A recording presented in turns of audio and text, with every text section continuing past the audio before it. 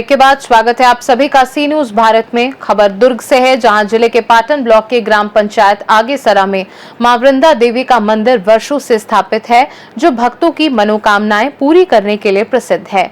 इस मंदिर के अध्यक्ष और ग्राम पंचायत के सरपंच रमाकांत साहू के प्रयास से प्रत्येक वर्ष 9 दिनों तक भव्य भंडारा आयोजित किया जाता है, जिसमें पूरे ग्राम के लोग और समिति सक्रिय रूप से भाग लेते हैं। इस दौरान भागवत महापुराण का कथावाचन आचार्य उत्कर्ष शर्मा द्वारा किया जाता है। ये मंदिर स्वयंभू है और यहाँ दान दाताओं की कमी कभी नहीं होती। सरपंच रमाकांत साहू और समिति के अध्यक्ष ने बताया कि भंडारे के दौरान फ्री एम्बुलेंस सुविधा भी उपलब्ध कराई जाती है और श्रद्धालुओं को भोजन भंडारे का लाभ दिया जाता है। आज सी न्यूज भारत पहुंचा है बालोद जिले और दुर्ग जिले के बीच एक गांव है आगेसरा, जहां पर विराजती है मां वृंदा देवी डींडा कपाट धाम आगेसरा। यहाँ पर आज हमारी टीम पहुंची हुई है और यहाँ के जो अध्यक्ष हैं उनके द्वारा कौन कौन से आयोजन समिति के द्वारा कराया जा रहा है और यहाँ के जो वृद्ध जन हैं उनके द्वारा इसके बारे में विस्तृत जानकारी कि यह माता कब से यहाँ पर विराजमान है और विराजमान होने के बाद कब से यहाँ पर इनकी पूजा अर्चना ग्रामवासियों द्वारा एवं आसपास के लोगों द्वारा किया जाता है और माँ सभी भक्तों का मनोकामना पूर्ण कर रहे हैं। आइए जानते हैं यहाँ के अध्यक्ष एवं यहाँ के ग्रामीणों से।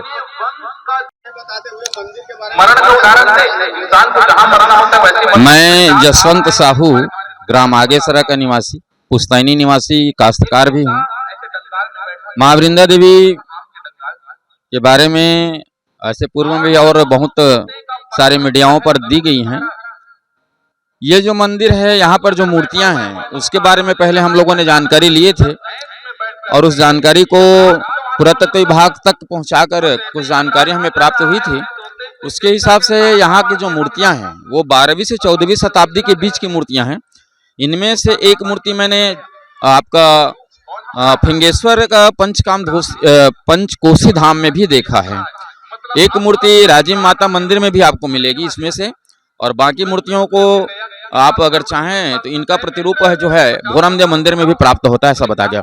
रही बात हमारे ग्राम आगेसरा में, तो यहाँ पर जो अभी मां वृंदा देवी जो धाम है, इस पर पहले यहाँ पर पहले जंगल जैसा हुआ करता था, बहुत घना जंगल टाइप का था और उसमें एक बहुत बड़ा बर का पेड़ था और उसके नीचे ही ये मूर्तियां दबी हुई थी। हमारे सियान लोग बताते हैं, पूर्वज लोग बताते हैं कि ये धीरे धीरे दिखना प्रारंभ हुआ था, तो लोगों को उस समय उतना ज्ञान नहीं था। बाद में धीरे धीरे जब और दिखना प्रारंभ हुआ तो लोगों ने जिज्ञासावश उसको देखा तो नीचे मूर्तियां ये दबी हुई थी, फिर भी उसको ऊपर नहीं उठाया गया था, उसको साफ सफाई कर दिया। उसके पश्चात धीरे धीरे और दिखना प्रारंभ हुआ। तो सन 1984 में आदरणीय छन्नूलाल जी साहू, जो हमारे ग्राम के ग्रामवासी थे, वो एक बेरोजगार व्यक्ति थे, पढ़े लिखे बेरोजगार व्यक्ति थे। उन्होंने देखा और देखने के पश्चात इन मूर्तियों के सम्मुख अपना मनोकामना रखा। उन्हें लगा कि शंभू मूर्ति है और इन्हीं के माध्यम से मुझे कुछ प्राप्त हो सकता है।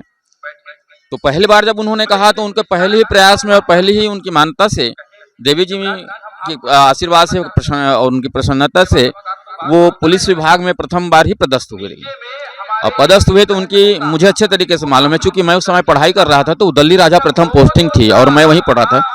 तो माता जी की जो कृपा उन पर हुई, उनसे वो प्रेरित होकर तत्काल उन्होंने माता जी को जो नीचे जमीन पर ये मूर्तियां रखी हुई थी उनको आसन निर्माण किया। 1984 में उन्होंने एक आसन का रूप देकर उनको क्रमवार ढंग से उनको व्यवस्थित किया और उसके पश्चात फिर पुनः लोगों में, और पुराने हमारे जो बुजुर्गवार हैं वो भी बताते हैं, कई किंवदंतियां बताते हैं। यहाँ पर कुछ गलत व्यक्ति भी आए और गलत ढंग से कुछ करना चाहा तो उनको तत्काल उनका फल मिला, ऐसा बताते हैं। और एक हमारे पुराने सियान थे राम रतन जी पटेल, उनके द्वारा यहाँ पर आए तो किसी एक प्राणी को उन्होंने शायद मार दिया था। तो मार दिया तो सर्प या किसी इसको मार दिए थे, ऐसे बताए हैं।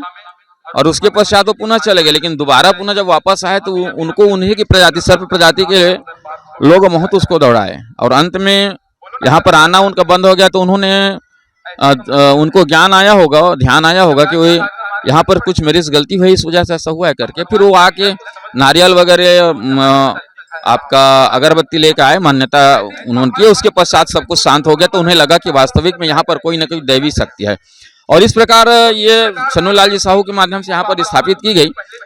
और उसके पश्चात पूजा अर्चना और समिति का निर्माण हुआ, और समिति के माध्यम से दोनों पर्वों में, नवरात्रि पर्वों में यहाँ पर ज्योति कलश स्थापना की जाती है। दोनों पर्वों में हमारे क्षेत्र के विभिन्न ग्रामों से, आसपास के और दूर से भी बहुत सारे श्रद्धालु जन का आगमन होता है। माता जी के सम्मुख वैसे विशेष रूप से मनोकामना के लिए बेरोजगार नवयुवक साथी हैं, और संतान प्राप्ति के लिए विशेषकर और इसमें बताते हैं। और अभी तक के हमें जो ज्ञात हुआ है, जो हमारे सामने है, जो हमने देखा है, प्रत्यक्ष प्रमाण भी है कि कई लोगों को संतान की प्राप्ति हुई। कई हमारे बेरोजगार युवक माता से मान्यता मनौती मनाने के पश्चात उनको रोजगार भी प्राप्त हुआ है, और इसकी वजह से इनकी खाते बहुत दूर तक है। चूंकि यह प्राचीनतम मूर्ति है, प्राचीन काल की मूर्तियां हैं, 12वीं से 14वीं शताब्दी बताई जा रही है। उस समय की मूर्तियां पता नहीं कब से यहाँ पर रही होंगी। वो तो लगभग हमारे बुजुर्गवार जो बताए हैं, हमारे सियान जो बताए हैं, ग्रामवासी, उस पर लगभग 100 वर्ष पूर्व की जानकारी बता रहे हैं। उसके पहले की जानकारी तो हमारे पास उपलब्ध नहीं है, लेकिन उसके पहले भी मूर्तियां यहाँ पर बर्फ वृक्ष के नीचे दबी हुई रही होंगी। उसके पश्चात यह निर्माण हुआ 84 में, आसन निर्माण। तत्पश्चात अब तक इस मंदिर में मंदिर निर्माण के लिए आदरणीय पूर्व सांसद सोहन पोटाई जी के माध्यम से राशि प्राप्त हुई, तो कुछ मंदिर का निर्माण हुआ। उसके पश्चात हमारे पूर्व मुख्यमंत्री परम आदरणीय परम श्रद्धेय भूपेश बघेल जी के द्वारा यहाँ मंदिर प्रांगण पर सद्भावना मंच उस तत्कालीन जनपद सदस्य सुश्री जयंती साहू जी के द्वारा प्रदत्त किए हैं, और कुछ यहाँ पर राज्यसभा सांसद मोतीलाल वोरा जी के माध्यम से भी ज्योति कलश कक्ष की स्थापना हुई है। और सौम्या चौरसिया जी, जो तत्कालीन हमारे उस समय के इस पाटन जिले के पाटन तहसील के एसडीएम थी, उनके माध्यम से भी यहाँ पर बहुत सारे दान राशि दी गई। एक छोटा सा ज्योति कलश उनके माध्यम से भी बना हुआ है।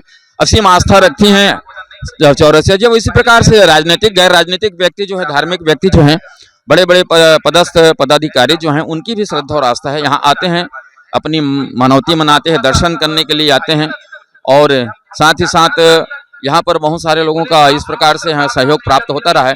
वैसे तो हमारी इस मंदिर में दोनों ही पर्वों में राजनीतिक, गैर राजनीतिक, धार्मिक और सभी प्रकार के संचल के गणमान्य नागरिकों के माध्यम से ज्योत प्रज्वलन कराया जाता है। लेकिन विशेष रूप से निरंतर ज्योत जलाने वालों में पूर्व मुख्यमंत्री माननीय बघेल जी हैं, भूपेश बघेल जी हैं, सांसद विजय बघेल जी का भी यहाँ पर ज्योत जलता ही रहता है, कंटिन्यू है उनका भी। इसी प्रकार से पूर्व जिला पंचायत उपाध्यक्ष अशोक साहू जी हैं, और कुछ नाम और ऐसे हैं हमारे ग्राम के वरिष्ठ ग्रामवासी जनों का भी है, और समस्त ग्रामवासियों की तरफ से भी एक ज्योत कंटिन्यू जलता है, निरंतरता है।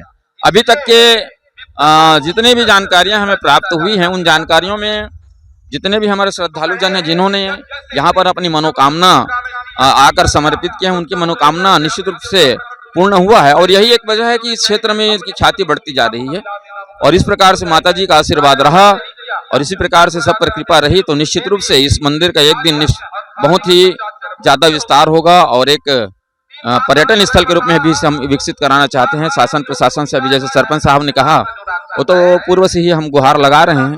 देखें कब तक के हमें इस पावन धरा धाम को पर्यटन स्थल के रूप में परिवर्तित कर सकते हैं और इसे आगे बढ़ा सकते हैं। वैसे हम समस्त ग्रामवासियों का प्रयास तो रहा है, और निरंतर प्रयास रहेगा कि हम इस स्थल को एक पर्यटन स्थल के साथ साथ ही धार्मिक तो स्थल तो है ही है, और वृहद रूप दें।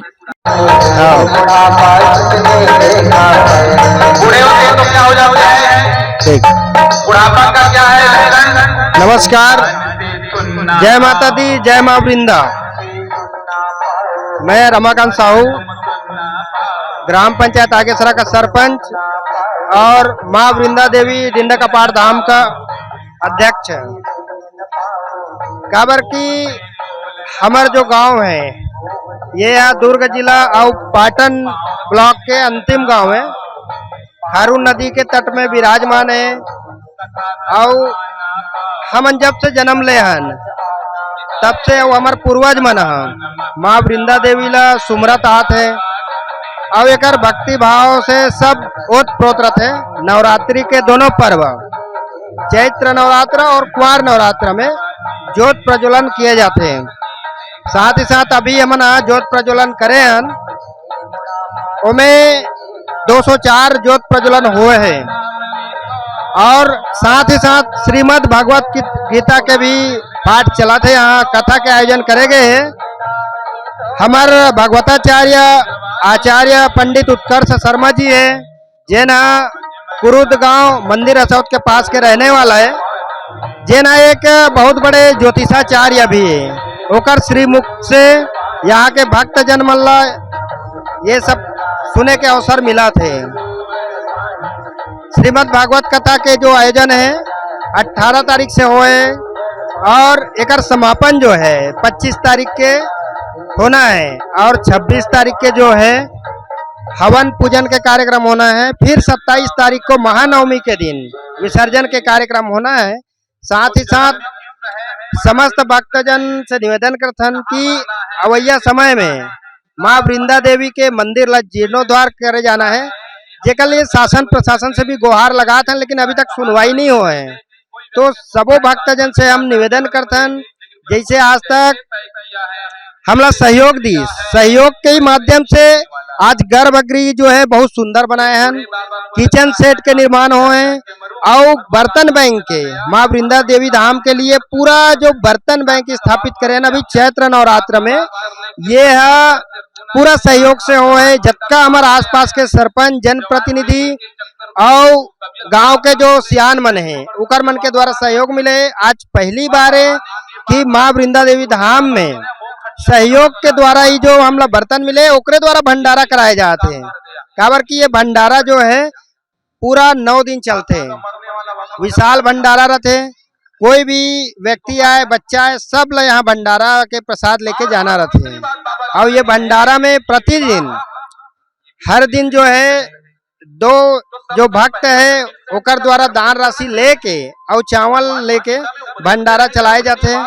और ये भंडारा के सब जो है पूरा जतका भक्त जन आते हैं बिल्कुल प्रसाद प्राप्त करते हैं।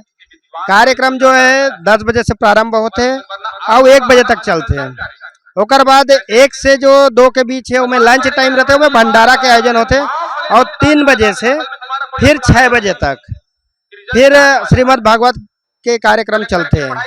और हम अवैया समय में मंदिर के लिए एक सबसे सहयोग रखतन कि जतका हो सके हमला सहयोग करे, ताकि दान से ही हम ये मंदिर के जीर्णोद्धार करके भव्य रूप बना सकतन।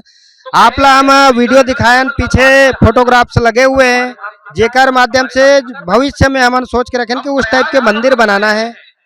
और यही सब कहते हुए हम ये चाहतन कि सबों से निवेदन है कि हमला बिल्कुल हमें सहयोग प्रदान करिए। जय माता दी, जय माँ वृंदा, जय डिंडा कपारदा। दुर्ग से सी न्यूज संवाददाता रमेश कुमार चेलक की रिपोर्ट। खास रिपोर्ट में फिलहाल के लिए इतना ही। देश दुनिया की बाकी खबरों को जानने के लिए आप देखते रहिए सी न्यूज भारत।